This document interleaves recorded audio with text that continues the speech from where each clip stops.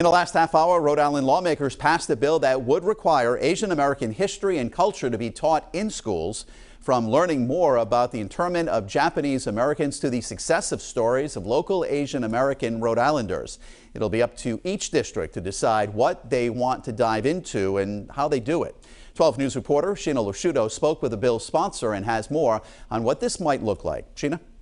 Well, from field trips to books to online lessons, the bill sponsor says this really opens the door for schools to explore that part of history. The bill getting bipartisan support, overwhelmingly passing both the House and the Senate. And this bill really is for them tonight. For all the Asian Americans who say they've never learned about their own background at school, despite growing up in America. A lot of people here don't know that the Chinese Exclusion Act happened for 60 years here, where Chinese weren't allowed to immigrate. They weren't allowed to become citizens. Representative Barbara Ann Fenton Fung is one of the lead sponsors of the bill, requiring Asian American history to be taught in all elementary and secondary schools in Rhode Island, including the stories of Native Hawaiians and Pacific Islanders.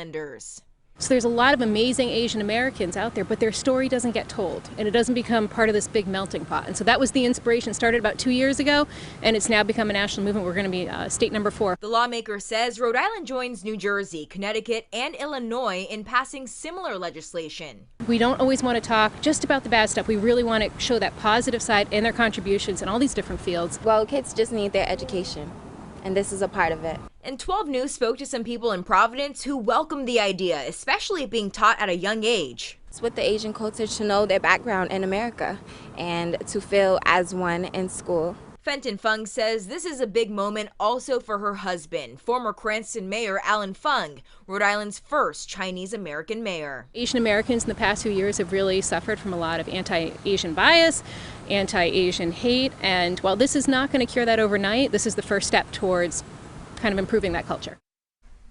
And the Rhode Island Department of Education says they support this bill and there are no concerns about needing any additional staff for this either. It now heads to the governor's desk. I'm Shiina LoSciuto, 12 News.